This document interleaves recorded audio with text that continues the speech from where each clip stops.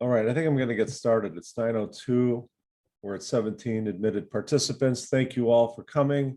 My name is Mark Werwath. I'm the director of MEM for Northwestern. We're going to have an information session today specifically for newly admitted students. I'm going to have a little bit of information that is borrowed from the info session from the past that you've already been to, but there's a lot of new information here that I want to share with you. The arc of what I'm going to be talking about today starts with why Northwestern, our rankings, our outcomes. We're going to look a little bit at the teaching mode for 2021, an update on what we know about the virus at the moment. I'm going to talk about the 9-month versus 15-month option, course offerings for next year, expectations for this summer in terms of what you might expect to have to go through in terms of a boot camp, as well as the probability and statistics course. Analytics offerings for MEM and what those prerequisites are for different tracks, activities beyond the classroom, benefits of being an NU student, some historical data on enrollment, as well as introductions once again to the program staff that's going to be quite important for you in the months and years to come. A small note on deferrals, and then some information about Evanston and the classroom spaces. So that is the arc of what I will be talking about today. All right, so why Northwestern? Why MEM? As many of you know, a master's degree has significant value in the job market. A degree from Northwestern is well recognized and respected around the world. The alumni network alone has 17,000 members across 160 countries, again, around the world. We can provide direct introduction to leaders in technology and business. We can provide applicable skills that you can almost put to use immediately. I've been told by many students what they learn in the class on a Monday night, they can apply on the job Tuesday morning. So very applicable skill sets. We focus on students with relevant industry experience. So the people that surround you in the classroom all have experience just as you do. And it elevates the discussion. It creates a higher level of engagement with students and with faculty. And of course, the reputation and association with NU. Your reputation, once you graduate, becomes linked with NU in the future. So you'll always be able to refer to yourself as an NU alum, and you'll always be able to refer to that network of folks and the reputation that comes from NU. In the past, we've talked about the T-shaped engineer. I'll take it one step further, the pie-shaped engineer. STEM folks have often a deep vertical expertise that they wish to build upon. Once they start MEM and they start building the horizontal, the business or management skill set, they can often have the option of also developing a second vertical. Sometimes that second vertical is in analytics. Sometimes it's in process. Sometimes it's in entrepreneurship. But it's your ability to kind of build up those deficiencies in your background and your resume that otherwise might be slowing you down in the market.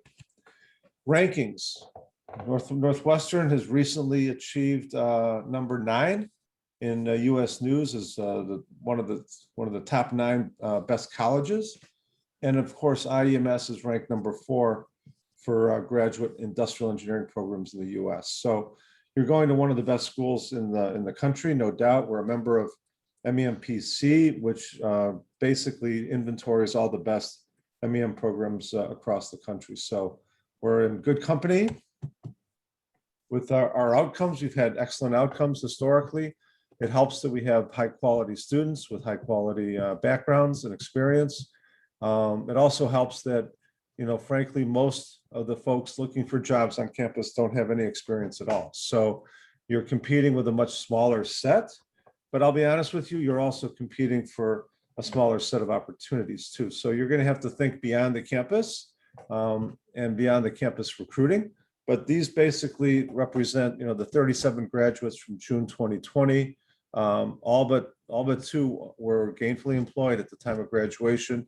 These are the job titles they had, which I think are pretty impressive. Product manager and project manager being the two most popular job titles. Yes, we even had a director of innovation who basically had, again, the job that they were looking for. In terms of the teaching mode, a lot of people have asked, what are we going to do in the fall? Well, we are at the mercy of the virus. So I'll start with that, right? The virus is brutal. The virus does what it does. The thing that we have, I guess, going for us is some good vaccinations in the US. We're up to over 100 million. But our intention is to teach in person on the ground with all of our classes starting in the fall. That's our intention, okay? We will have an online option for all classes, and hence the teaching mode would be generally known as hybrid. So imagine a classroom with already outfitted with cameras. We already have that. They're already outfitted with microphones. It's simply a question of running Zoom in the background and engaging the online students combined with the on-ground students into a single classroom experience. So the teachers and the students are both physically in the classroom. With rare exception, I think that we have one faculty who teaches remotely, but Zoom is still used to connect the online students with the on-ground students. The good news on the virus, this is a snapshot as of today, I guess. We have more than 100 million people vaccinated in the US. And last I checked, 3 million or more people per day being vaccinated. So in a matter of a month or a little bit more than a month, we could be close to 200 million vaccinated people in the US. So that's great news. That gets us closer to what they call herd immunity. Many cities have eased restrictions across the country. Northwestern has announced in-person graduation ceremonies in June. So they're looking 2 months ahead saying, okay, but at the same time, they are trying to be cautious, and most of the receptions are probably going to be held outdoors using some sort of social distancing and probably masking as well. Most classes at this moment are still online. There are some classes being delivered on ground with social distancing and masks. The good news is we know how to deliver classes during a pandemic. So whether the pandemic's with us today, tomorrow, in September, or it goes away, either way, we know how to do it. We know how to deliver quality classes that keep students engaged, and the quality of education does not get diminished, right? The social aspects might get diminished. You might meet fewer students if you have to go exclusively online, but that puts the burden on you to reach out to your fellow student and to schedule Zoom meetings and do things like that. The accidental, I guess, engagement with fellow students and faculty is a little bit harder to orchestrate online, but with any luck at all, we'll all be fully on ground in the fall and everyone will be quote unquote back to normal, right? Students still were able to study, meet fellow students, and find, I would say, good and in some cases great job opportunities despite the virus. So a lot of people also ask 9 month versus 15, right? The 9 month option is the most cost effective. It'll save you money, whether you calculate just the bottom line or whether you're looking at it per course. It's the cheapest way to go. However, it also limits your ability to go after internships, because if you're taking classes full time and you're not going to be here over the summer, it's not clear how you would have time to do an internship. The 15-month option gives you opportunities for internships. Yes, it does cost a little bit more, but it gives you exposure to the US job market, which otherwise you might miss. I would like to think that it also gives you, if you're taking fewer classes at a time, you can get more involved with campus research, opportunities like clubs and seminars and other cool things happening on the campus. Again, my big mistake as a student was all I did was go to class and I never did anything else. And I kind of regret it. I wish that I had gone a little slower and maybe spent a little more quality time on campus, meeting faculty, meeting fellow students, understanding the research that's going on, things like that, which hopefully you won't make my same mistake. I know this is hard to read. I apologize. This will be continually updated and uploaded to the website for Northwestern MEM. This is the course schedule as we know it today for next year. So you'll see every class listed here is offered at least once. You see some cross listings at the bottom with MSIT, but generally the core classes, many of which are offered, will be offered twice next year. So you'll see occasionally like the winter version of 402 is offered online. That's because we have faculty that are requesting it, and we also have students that are more likely going to be interested in it. We still have an on-ground version in the fall. So rest assured, if you want 402, you've got a choice as to how to take it as well as when to take it. So we've tried to be flexible. We've tried to accommodate as many different options as we can. And so that's basically how it looks right now. Don't worry about trying to memorize this. I know you can't, but we will post this along with the video after the session's done. So for summer 2021, we will have an online asynchronous course in probability and statistics at no cost to our students. I'd like to say it's going to start sometime in July, maybe early July, maybe after the 4th of July. I don't know, somewhere in there. We have a great professor, perhaps the great professor, Bruce Ankenman, who's known campus-wide and certainly engineering school-wide as perhaps the best instructor in probability and statistics, bar none. So I say that with full confidence. He's preparing you effectively to take 407. So all of this is considered like the on-ramp to 407. We want you to succeed in 407, and this will help build that muscle of probability and statistics. Even if you've taken it before, we still recommend and require that you take it now. If you miss this for whatever reason, let's say you're taking a vacation or you get admitted late or you decide late that you're coming, right? We can find a way to have you do the same thing in the fall with Professor Ankenman. But generally speaking, if you can take it with the rest of your class starting in July, that's the best way to go. We will also make available, starting in the summer, data camp classes at no cost to you. Data camp helps also fill in some of the gaps that you might have. Everyone's coming from a different perspective. Some of you know how to code in Python. Some of you do not. Some of you know SQL quite well, and others have never used it before. So we have these options and these courses available to you on data camp, again, at no cost, all online, all asynchronous. And the other thing we would expect you to do is as your courses get posted on what we call Canvas, which is our CMS, our course management site, you'll be able to see what textbooks, casebooks, and assignments are coming out. Usually right around Labor Day is when these things will start to get posted. So Labor Day in the US is roughly the 4th or 5th of September. Okay, so analytics courses. This is what I was talking about before. Most of these are available on DataCamp. SQL, R, Python, and Tableau are all available on DataCamp, again, at no cost to you. I'm recommending all of those for MEM students, but I know some of you have little interest in it. If you're going to take the managerial analytics concentration or the healthcare systems concentration, we will require you to take SQL, R, and Python sometime before you graduate with that concentration. If you're going to take the Sanjay Mehrotra class, which is focused on healthcare systems, you'll need to take those courses before that class. Tableau is recommended across the board, but not required.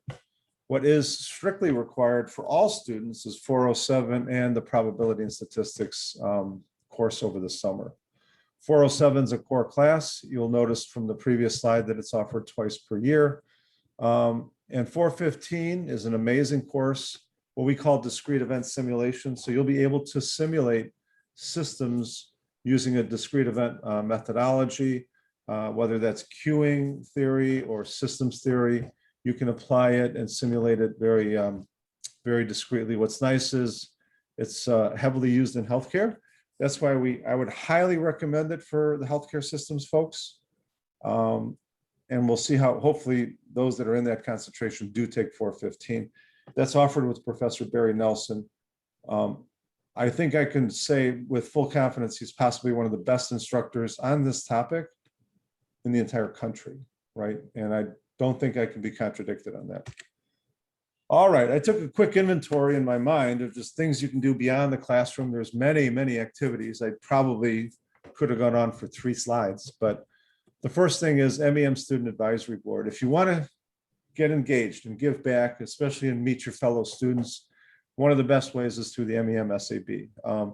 What that amounts to is coordinating events. These events are typically social in nature, but they could be educational in terms of extracurriculars. So the course in communications that we offer for students that's extracurricular is coordinated by the SAB, right? If you want to become a certified Scrum product owner, that course again is coordinated by the SAB, often usually offered in December.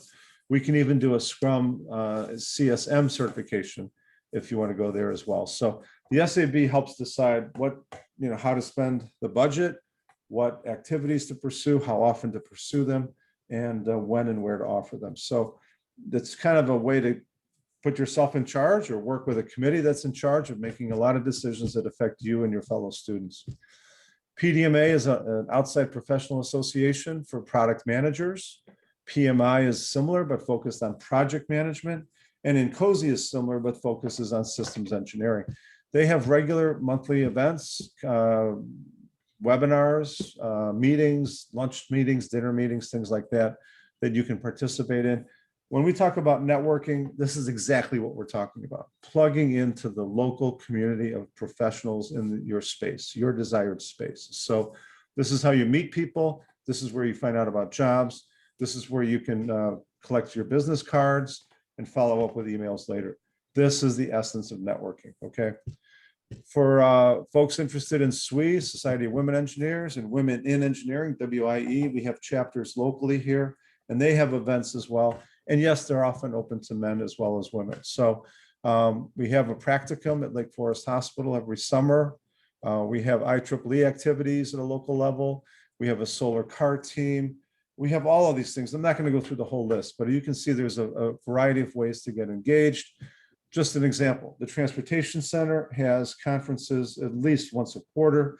They bring in executives from the logistics industry. You want to, meet people, you want to get networked, that's a fantastic way to do it. Just join the Transportation Center, get on their email list, figure out what events you want to participate in. So again, a lot of opportunities beyond the classroom, some benefits that we never talk about, but I mean, depending on your perspective, they can be extremely valuable, okay? The library has amazing resources that students often overlook, right? Whether it's free access to Wall Street Journal, or whether it's data sets that have virtually no paywall because they've been subsidized by the university library system. So they spend millions of dollars to give you access to data sets that will become very valuable in doing your research, okay? Kellogg has regular conferences, so does McCormick, right? McCormick's tend to be more technical, Kellogg tends to be more business and managerial, okay? We have a great lab in the IEMS offices and the tech building. You can get access to that at no cost, and you can access all sorts of software for optimization, OR, as well as day-to-day things like Excel and other spreadsheets. We have various incubators. We have career development such as ECD and NCA. You also have full access almost the second you're admitted as a student, right, to the alumni network. You can join that. You have access to all the faculty and guest speakers of MEM, as well as our advisory board. You also have networking events from MEM. We have MEM PC events and network, as well as business cards that we'll print up for you probably in the first month or two that you're here. You can use them as your networking. So as you collect other people's business cards, hopefully they're collecting yours as well. So people ask me about enrollment, and we had a very light year in 2020. The virus hit us hard and many other programs hard. That little stump at 2020 shows that we had about 8 students newly enrolled for MEM, which is the lightest in my memory. My memory goes back to about 2012. And what are we forecasting for next year? Possibly one of the highest enrollments we've seen since 2013. So it has been a bit of a rags to riches story. I think this is typical of a lot of schools and programs across the country. We are prepared for it. We're staffed for it. We're organizing for it. We took this year to help us with our processes, our organization, and our resources so that we will be ready to hit the ground running in 2021 fall. And that design of all those courses I showed you 3 or 4 slides ago is reflecting the fact that we're expecting higher enrollments. And yes, there'll be more students in the classroom. I'll be honest with you. This year, you could have taken a class with 10 other students. Next year, there'll be anywhere from 25 to maybe 35 other students. So It's going to be different, but I think it'll also be rich and it should be robust, right? The admit rate, Kellogg and most very good MBA programs average about 20%. Our admit rate is roughly at 20%. So that's been true for the last couple of years. We expect it to be true this year as well. Historically, we've been as high as 40, 45. But as you can see, we're getting more and more selective ever since about 2016. Our selectivity continues to get better and better. All the professional master's programs had a tough year in 2020. If we had been on the right glide slope, we would have had close to 400 students enrolled. Instead, we had something closer to 300. So we think that next year will be across the board a much more robust year for enrollments based on everything we know today. Program staff, this is going to be key for you. Abby Shea's our Senior Associate Director. Sarah Mitchell's, who's on this call, is our Associate Director. I would think Sarah is probably going to be your first and most important point of contact on a regular basis. Lauren Jones is our coordinator. George and Noel are our program assistants.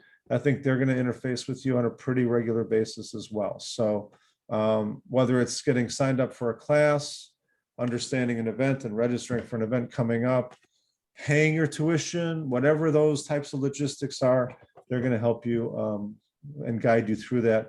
It's important that you pay attention to their emails, especially when they first come out, because there'll be deadlines and there'll be action items in there. And as long as you keep up with that, I think you'll be in good shape. People ask me about deferrals, and fundamentally, we have had deferrals in the past, especially because of the virus. It's possible it'll kick up again. We might need more deferrals, but usually what we do is defer foreign students, international students by 12 months, because it's just a lot easier to manage a fall start to your program. In that sense, we can accommodate one such deferral, right? So your deposit secures your seat either in this class, this incoming class of fall of 21, or if you defer, it could secure your seat in fall of 22. Beyond that, we're going to ask you to reapply, first of all.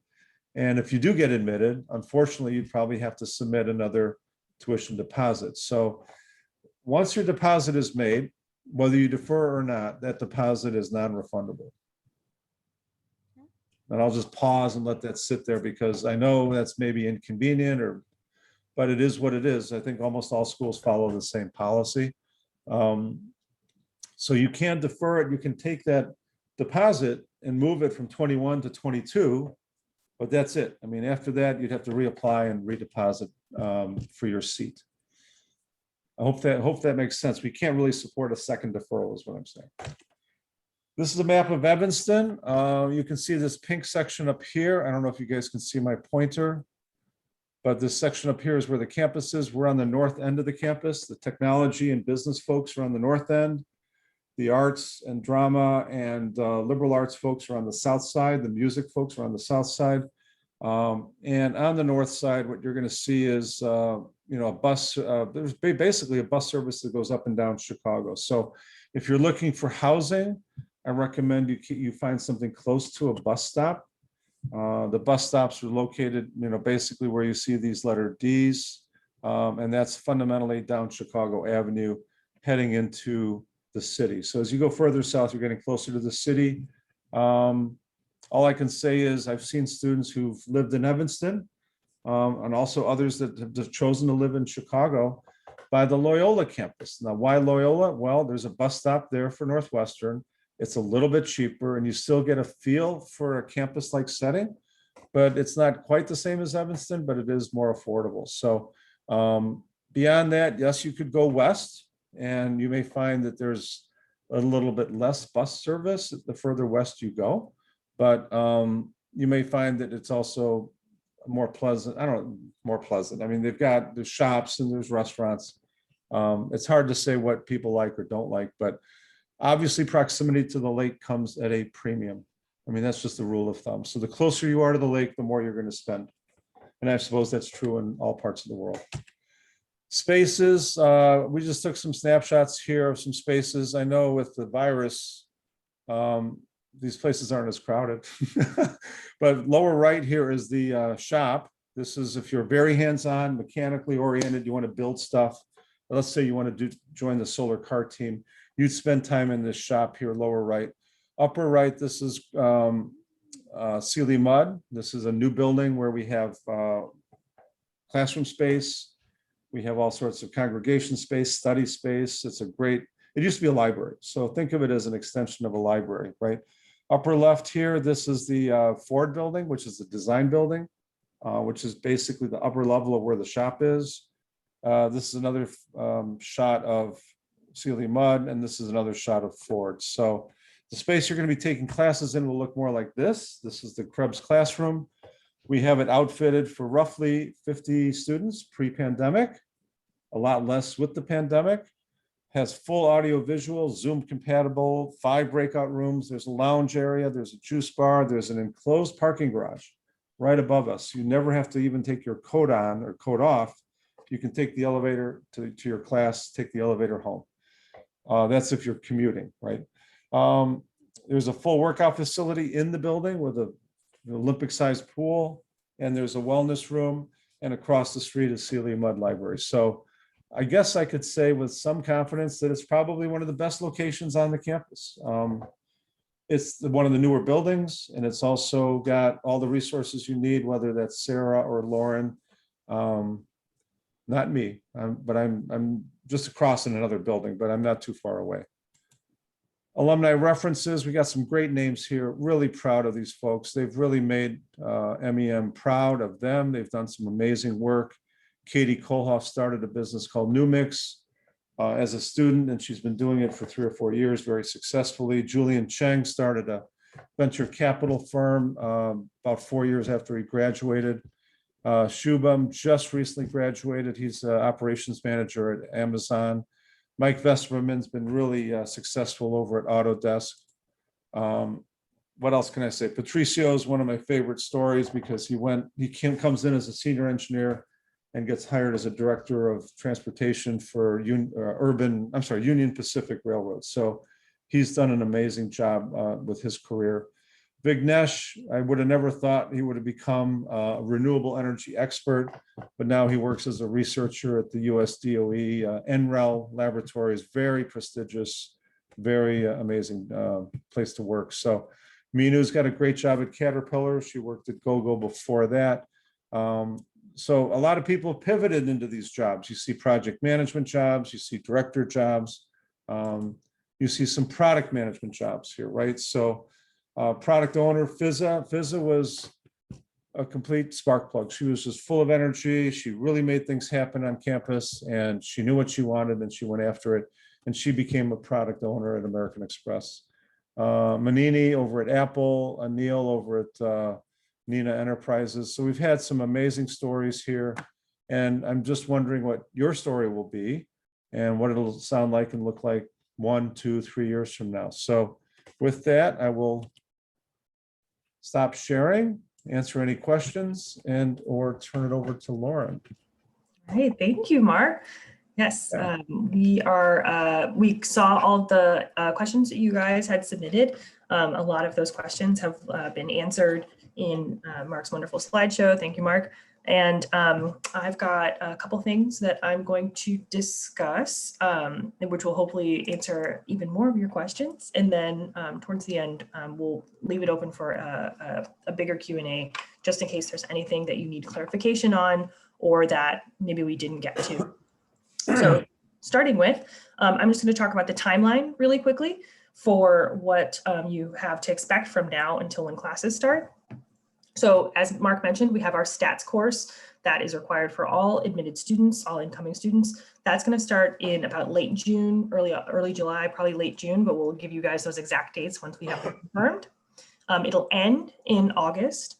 And then the Northwestern's international office is called the OISS, so the Office for International Students and Scholar Services. They have a new student orientation for any international students who need visas, basically. And that's usually in early September. In the past, of course, it's been in person, and students need to be in person for that.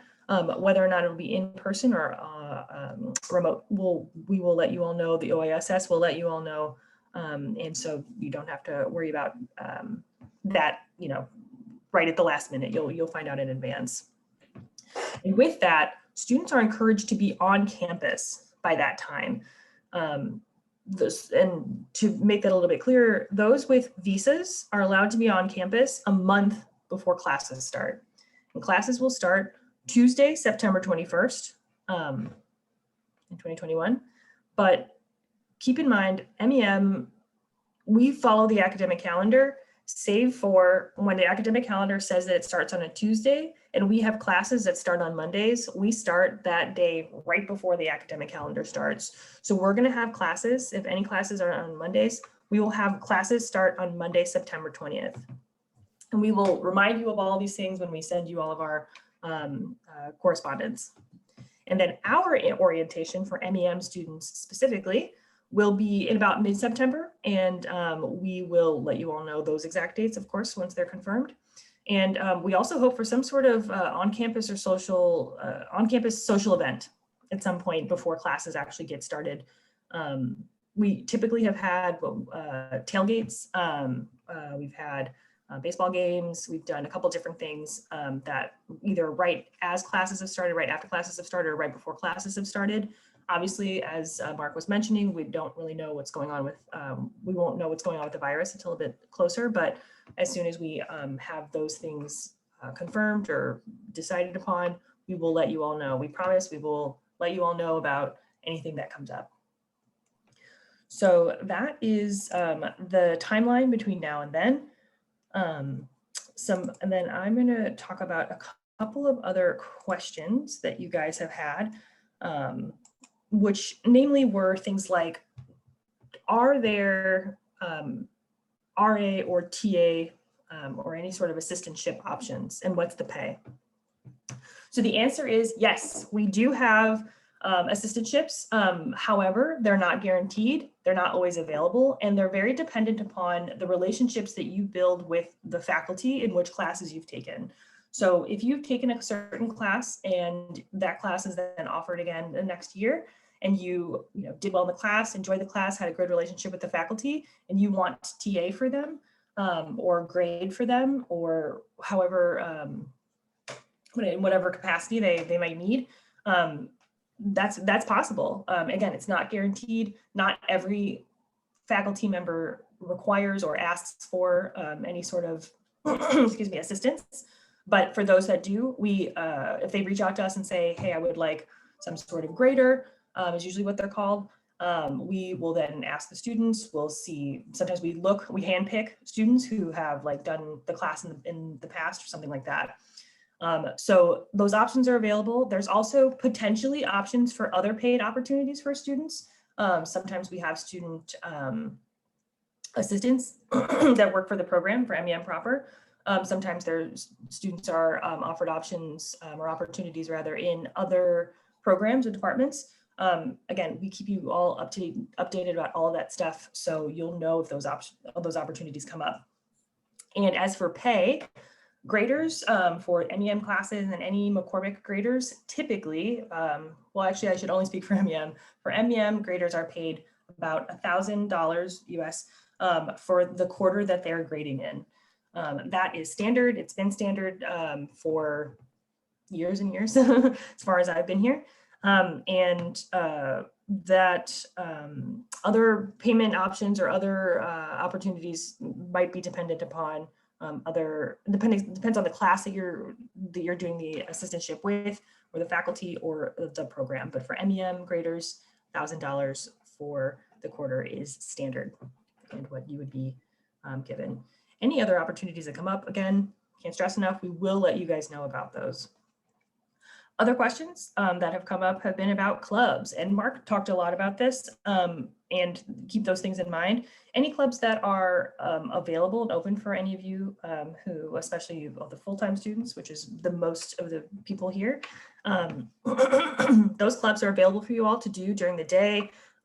Anything that comes up that is relevant to you that you'd be interested in doing and joining, you're free to join, you're free to attend and do all that stuff with clubs. Whether or not Kellogg has clubs, sure they do. I don't personally know as much about those, but if there are those options and they tell us about them, we tell you about them. If you all find out about them, you can let us know, when you're in the program. And any other clubs that come up that are just, you're just interested in, you're free to join. And then the last thing that you all asked a lot about were internship and job opportunities after graduating. And Mark talked a lot about this as well. And I just wanted to take this as a moment to reiterate that networking is the most important thing that you can do for your career in this program. There are a lot of options that basically anytime that we come up with something and we hear about something, we will share it with students. We have a lot of events. We have a lot of, there's career fairs that come up. Any of that stuff we share with the students so that you all have the opportunity to go out and network. And networking is what we will encourage you to do very, very intensely. So keep that in mind. Again, with business cards, all that stuff, network. So those are just the main things that we didn't get to. Now we wanted to be able to have a representative for the international office to join us, the OISS. But unfortunately, it's a tough, busy time for them right now, so they were not able to join us for this particular session. However, any questions that you have are best asked right to them anyway. Here, we have some answers for you, but they're the experts, and I'll put their website just in the chat as a reminder, as a way to talk to them. So that is pretty much all that I have to cover. I will turn it back over to Mark to make sure that there's nothing else that we wanted to go over. Sarah, if there's anything else that you wanted to go over, now's a good chance. And otherwise, then we'll open it up. I think I failed to mention, and maybe it's obvious, that our classes are held at night from 6:30 to 9:30, Monday through Thursday, with occasional Saturday morning classes. You'll be able to opt out of Saturday mornings if you prefer not to take them. Most of those classes are offered at other times during the year. However, what that does for you is gives you the ability to, do sports teams, clubs, and information sessions, job interviews, on campus or off during the day, usually until about 4 or 5 o'clock. As long as you get back to campus and get back to class by 6 or 6:30, you should be in pretty good shape. You can do internships during the school year after your first quarter is completed, up to 20 hours per week.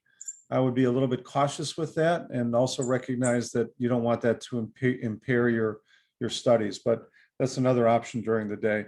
We're about 10 miles from the city of Chicago. We have 3 ways to get into the city. There's an electric train, a diesel train, and several bus lines that can easily get you into the city, some of which operated by Northwestern are free of charge. So you have no problem getting into the city, whether it's for a job interview, a tour. We sometimes do tours of businesses downtown, or whether it's just for an internship or any kind of seminar or workshop. There's a lot going on. The city of Chicago easily has a half a dozen world-class universities that you can tap into if you don't find enough here. I think you'll find so much going on our campus that you may not even have time to go off campus. But the biggest complaint that I hear from students is that there's so much going on. They have a hard time figuring out what to say yes to, what to say no to. There's this whole thing of fear of missing out. And it's real. And if you aren't managing it well, you could find yourselves not having any sleep at all, because you're easily just jumping from one event to the other. So you have to be selective. You have to be decisive. You have to say, this is how I want to invest my time. And please don't underestimate the energy needed to really find the right career and the right job opportunity for you, and to do proper networking. It takes time, it takes energy. You need to not just meet people, but follow up with them with emails, with phone calls, with Zoom calls, and sometimes face-to-face meetings. So just be cognizant of how you want to allocate your time. Yes, we do have a lot of great sports activities. And like I said, we got a great facility for working out that's probably second to none in the city of Evanston. And it's right in our teaching building. So you can, if you schedule your time properly, you can get a lot done and be very efficient about it. Sarah, is there anything I missed? No? Okay. All right, great. Thank you, Mark. Yeah, so now we can open it up to any other Q&A, and I'll be the one mainly answering these questions, and Marco can back me up if there's anything that I miss or any details that needed to be added. But I answered a couple questions here in the chat so far, such as what's potentially the ratio of full to part-time students in the fall 2021. And right now, we predict the ratio will be about 50-50. And this is subject to change, of course. And how many courses are given by Kellogg and how many can engineering students take, basically, is how I interpreted this question. And that is, MEM students are allowed to take up to 2 classes outside of McCormick. Kellogg counts as outside of McCormick. So if students want to take up to 2 Kellogg courses within their, while they're doing their degree, that's allowed. After that, it would not count towards your degree. It would be unrelated and not, I think, worth your time or money, unfortunately. No, as we mentioned, it's not finalized yet whether or not classes will be completely in person. We plan to have in person and remote, kind of a hybrid option. So that's our upcoming plan. And yeah, students being, if there's any sort of issues with students getting here a little bit later, if their flights are suspended or something like that, again, all the international students are highly encouraged to get to campus by September, before September starts. So there should not be any issues with missing classes by that point, because students should be on campus, or they have the option to be on campus up to a month in advance. So there shouldn't be issues with that. However, if there are issues with that, then there are policies in place, such as students are really only allowed to miss up to 2 classes. If students know for sure that they're going to be missing any amount of classes, they need to talk to the faculty, they need to talk to us just to let us know, so in case there's any sort of things that we need to do, especially if there's a lot of people who have that and we need to figure out how to make accommodations. But hopefully getting to campus early enough will avoid those issues. And also getting to campus a little bit later, potentially missing the first week of classes or something, you're still expected to pay your full tuition. Yeah, that would not change your enrollment status or anything like that. So you'd still have those options. But if you can't get to the campus, you can still dial in through the online options. So if you're a week or 2 or even a month late, we can possibly accommodate that through your online access. In the worst case, if you don't think you can get to campus at all, you want to defer, we can defer your enrollment until the fall of 22. So, yeah. And I guess there was a question about quarantine. We can't speak to quarantine policy 4 months from now, but if it's anything like the past, it'll probably be something like a 14-day quarantine. Right. Yeah. We've also had the last couple of quarters where there have been more hybrid options, or a couple of classes have been in person for these last couple quarters.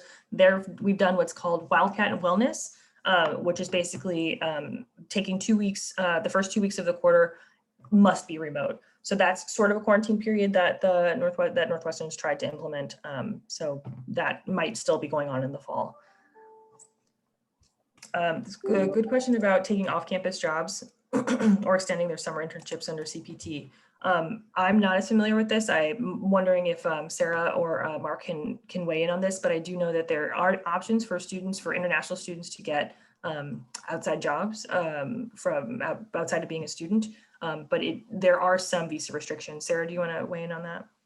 Sure. So it is possible to extend your internship CPT into your school quarter. There is a limitation of 20 hours per week, but that is a possibility. Yeah, I've seen it too, especially employers who like what you're doing. They want to extend it further.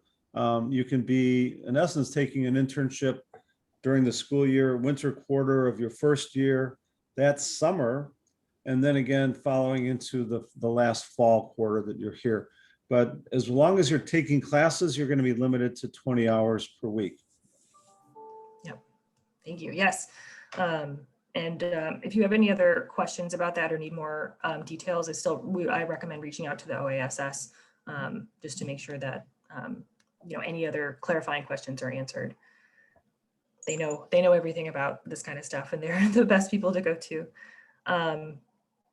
Questions about working in the garage. Yeah, so our office is in the same building as the garage. They're just one level up from us, and we get to work with them basically as students want to, whatever kind of options that whatever kind of projects maybe you want to work on, or startups you want to pitch, or things like that.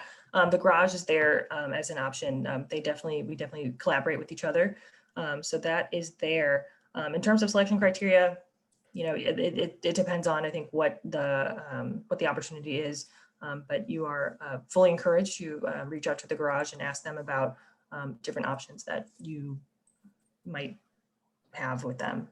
Yeah, I would only say that they have a residency program, so you could become a resident team if you apply, if you already have a startup idea, and if it's somewhat developed, you have a chance. I don't know how good it is. It's probably at best 50-50 of getting into their residency program, but you're better off getting in early. The later you wait, the harder it gets.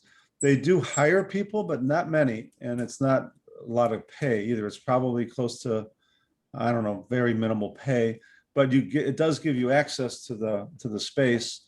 I think they have other ways for you to access their space on a regular basis besides residency, but it's really meant for those who have a startup, who are working in a team and want to develop it using the garage's resources.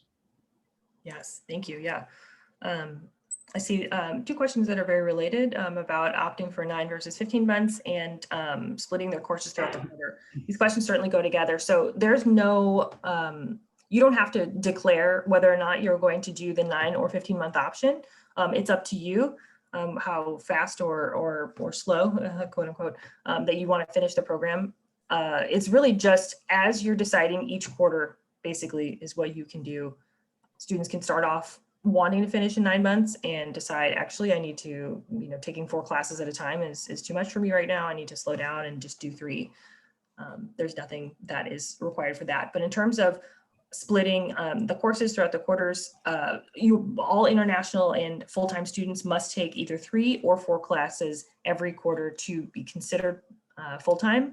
However, as typically it's in the last quarter, students can take a reduced course load, and that's part of their, I always forget whether it's OPT or CPT options, but you have the opportunity to take basically a reduced course load in your final quarter. So sometimes students will take 1 or 2 classes that last quarter if they opt for the 15-month option, or even there's also the much more rare 12-month option, which is students finish in the summer. That's obviously only available if there are summer classes that students can take. And then, if they have 1 elective left that they need to do and and there's a summer elective, then they have that option. But that's pretty rare. Students usually opt for an internship during the summer, or they take the summer off, or if they go with the 9-month option, they've already graduated. As far as, let's see. I want to clarify something too. I know that the enrollment slide might have been confusing. We expect 40 new students to join us in the fall. What maybe people don't realize, we already have about 40 students in our pipeline right now today, and we expect them to be carried over into the fall. These are students who are part-time, mostly, and the people coming in the fall are mostly full-time. So Lauren said roughly a 50-50 split. That means we'll probably have a total student headcount somewhere around 80. And we'll have about 40 part-time, 40 full-time. That's what I'm anticipating. Is that about right, Lauren? Yeah, that sounds right. Yeah. Yeah. Let's see, other questions about, some other good questions regarding CPT, I-20. All those questions are best directed to the OISS. They will be able to answer those questions, follow-up questions, give you more details than we can. Yeah, it's unfortunate we couldn't get someone from the OISS to join us today because we knew you guys would have a lot of these questions, and understandably so. We welcome any sort of ask as many questions as you need, but yeah, any questions that are related to visas, to I-20s, to anything like that really are best sent to the OISS. Oh yeah, a question here about when to pay your tuition. So we do tuition payments in a specific way, or we give students the options. We do as much as we can in the name of flexibility in our program. And one option that we have is that students can basically be enrolled a little bit later than some other students typically are. And in that way, they also get a later bill to pay their tuition. And so with this option, basically, students just get basically an extra month to pay their bill off, but they also have the option to pay it a little bit sooner. Students can decide they want to go with the later option and then at the last minute pay it in advance. That's totally fine too. Late payments though will accrue a late fee. So students definitely have to pay their tuition on time. And we will have more information on what that means. Actually, we do have that information on we give that information every quarter when we tell students about registering for classes. But if you want to have a little peek into what that looks like, here is our registration page for the current students, putting that in the chat. And there is a section at the bottom about tuition that kind of explains that early versus late registration option. So take a look at that one. Yeah, more questions about the garage. Yeah, thank you, Mark, for putting in the garage's link. Another good thing of those questions are best asked directly to the garage representatives. Let's see. Any other questions? Oh, I did have a question. I got a question that that was about sort of more specific job opportunities, for example, in a particular industry. And we won't know necessarily about who's coming to job fairs until a lot closer to when those start. But once we find out about any sort of career opportunities, job fair opportunities, anything like that, we will let you all know. We use I always forget what the way to call those things. We use Canvas. Some schools use Blackboard. I can never remember what people use as like education. I don't know, but whatever it is, our students use Canvas, which is a way for the students to get information for their classes. And we also have a Canvas for our students. And we do sometimes split them into full-time versus part-time with subgroups, basically, so we can just call out one or the other. But we send our, rather than sending via email, sometimes we send them via email as well, but rather than sending out information or announcements via email, we send them via Canvas. So once the students are enrolled in Canvas, any students who are admitted will also be enrolled in an orientation Canvas, so you'll get a little idea on what Canvas is like. You'll also get a chance to experience Canvas with the summer stats course. So you can get a little bit more used to it, but we use that as a way to send out announcements and any job opportunities that come up. Anytime we find out who's going to be involved in certain job fairs, we let you all know that. Can you get career resume support? Yes. So we have the ECD and the NCA. I know NCA is Northwestern Career Advancement. EDC, I always forget what they stand for. It's like education. Engineering Career Development. Thank you. Yes, those are the two offices that give our students career related support. They'll do, yes, resume review. They'll do, they're the ones who post a lot about different internship options, job options, career fairs. They hold career fairs. They bring in the different companies that do that or that are participating in those as well. So yes, there is definitely support for all those kinds of things. How do we prepare students for networking and job interviews? It's a good question. We basically bring you all the networking opportunities But, and Mark, maybe you want to say more about this, but I would say that it's not so much, so we do have, okay, that's not, what I was going to say wasn't true, because we do have opportunities for students to learn how to communicate. We have a communications workshop that we offer. We have we have the Scrum, we usually do product owner, certified Scrum product owner training for students. And I think those are ways that students can certainly learn how to network, how to market themselves in a way. We also have classes that teach students how to do that. We've actually had talks on this too. We've had some webinars. In fact, we had one last year that was very successful that basically taught students how to network and also some techniques as to how to position and frame yourself in your background, in ways that are going to be amenable to different types of employers. So we also help you with your resume in terms of giving you feedback on resume, helping you set up your LinkedIn site. For those who may not know, LinkedIn is a huge, process and tool that's used in the US, maybe more than other countries. And if you don't have a LinkedIn site, if you don't have a proper CV, you're going to have a real hard time getting any kind of traction in the job market. So you can even start on your LinkedIn profile now, even before you get here, right? Yeah, absolutely.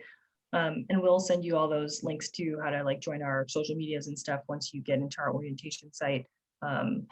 But yeah, I was trying to look at this. I thought we had, I'm probably just thinking of the different workshops that we've had and webinars and things like that help students learn how to market themselves. But you do learn some of that stuff in class as well.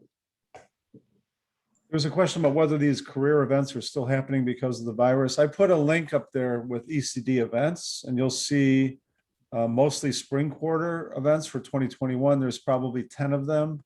And it's going to be confusing. It's going to say chat with industry week. What does that mean? Well, that means they probably have a speaker. They have industrial, contacts that are coming in, and it's your chance to network with them. They do have job fairs. They've had a career fair, I guess, on April 16th coming up.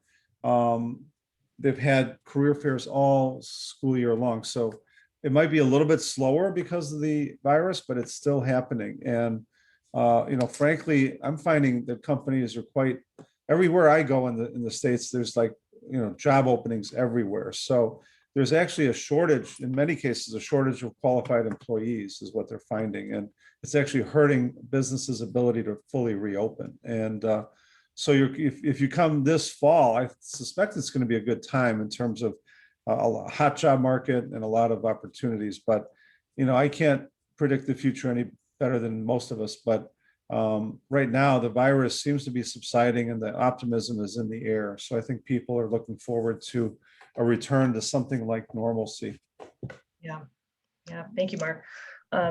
So we just, in time-wise, budgeted about an hour for this. So we're going to be wrapping up here in just a minute, just as a final things to remind you all of. For those in round one, you have until the 15th of April to get those, get your information back to us. Give us your intent to register, tell us whether or not you're going to be joining the program. We hope you do join. But if you have any other questions about the program before you want to make your decision, please do not hesitate to reach out to us. I also want to take this time to remind you all that we're with the virus, we're working remotely. So rather than calling our office, please email us at mem@northwestern.edu. Getting phone calls right now is just quite tough. If you have any other questions, please send them to mem@northwestern.edu and we'll be happy to answer your questions. Otherwise, we look forward to getting those those back from you by the 15th. Before I drop off, I'm going to just say two things to answer two more questions. All those job fairs I was talking about, they've been mostly online, and that doesn't mean that it's diminished. It actually means that you can now access jobs from across the country, not just jobs from within the Midwest. So I think that's kind of a good thing, but other people prefer to be on ground face to face, and I get it, but the virus still is what it is, or it was what it was, and hopefully it'll be different next year. The next question is about earliest time you can opt for CPT. As far as I'm concerned, your first quarter grades have to be in good standing and have to be completed. So December of 21 would be probably the soonest you could do any kind of CPT as far as I'm concerned. Again, 20 hours per week, and it's got to be related to your career path. So it can't be something orthogonal. Yes, absolutely. Yes, thank you. Thank you. Great additions. And yeah, thank you so much, everyone, for showing up here. Thank you for all your cooperation, for your patience with us when we've had to take a little bit more time to answer your questions and stuff like that. We're in the heart of admission season, but we will, yeah, we'll be here for you. So thank you all again. And please do not hesitate to reach out to us via email. Thank you, guys. Take care. Bye, everyone. All right. Bye-bye. We will make the recording available. Yes, and we'll send out the slides as well. We'll send it out.